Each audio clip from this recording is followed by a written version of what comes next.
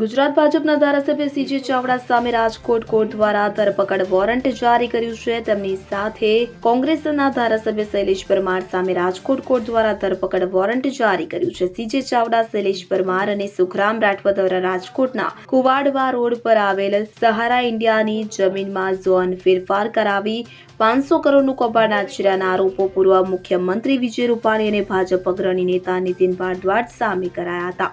આ મામલે ભારદ્વાજે કોર્ટમાં બદનક્ષીની ફરિયાદ કરી હતી. હવે આ અંગે કોર્ટે સીજે ચાવડા અને શૈલેષ પરમાર વિરુદ્ધ ધરપકડ વોરંટ જારી કર્યું છે. આ અંગે ખુલાસો કરતા ધારાસભ્ય સીજે ચાવડાએ જણાવ્યું હતું કે આ મામલે 2 કેસ કોર્ટમાં ચાલતા હતા. એક કેસ રાજકોટમાં અને બીજો કેસ ગાંધીનગરમાં કે જેમાંથી અગાઉ ગાંધીનગર કોર્ટમાં મામલે સમાધાન થયું છે. તેમજ ધરપકડ વોરંટ નહીં હોવાનું સીજે ચાવડાએ જણાવ્યું હતું. 21 માર્ચના રોજ કોર્ટમાં હાજર રહેવાનું છે.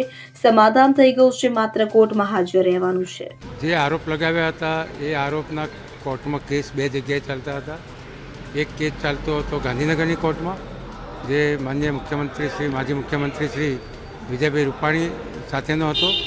એનું સમાધાન થઈ જતાં, એની પુરસ્તીસ રજૂ થઈ જતાં એ વિથડ્રો થયેલ છે અને જજમેન્ટ આવી ગયેલ છે. પરંતુ જે સંબંધિત બિલ્ડર હતા એમના દ્વારા રાજકોટની કોર્ટમાં પણ કેસ દાખલ કરવામાં આવ્યો હતો અને ત્યાં પણ સમાધાન ભૂમિકાનું વલણ ચાલી રહ્યું છે. પરંતુ કોર્ટની જે પ્રોસિજર હોય એ કોર્ટની પ્રોસિજર કોર્ટના પ્રોસિજર પ્રમાણે ચાલતી હોય છે. એમાં મુદતો કાઢતા હોય છે. મુદતોમાં હાજર ન રહી શકીએ તો કોર્ટ છે એ એના કામગીરીના ભાગરૂપે ધરપકડ વોરંટ કાઢતા હોય છે. એટલે કે એ દિવસે જે દિવસ મુદત હોય એ દિવસે આપણે ચોક્કસપણે હાજર રહેવું પડે. એટલે મને એમ લાગે છે કે 13મી માર્ચના રોજ અથવા 21મી માર્ચના રોજ વોરંટ કાઢ્યું છે. એટલે 21મી માર્ચના રોજ જે કોઈ અમે બધા છીએ એ બધા જ હવે કોર્ટના માન આપીને હાજર પણ રહેવાના છીએ અને એ દિવસે કદાચ પુરસ્તીસ રજૂ થાય. સમાધાન થાય એવું લાગે?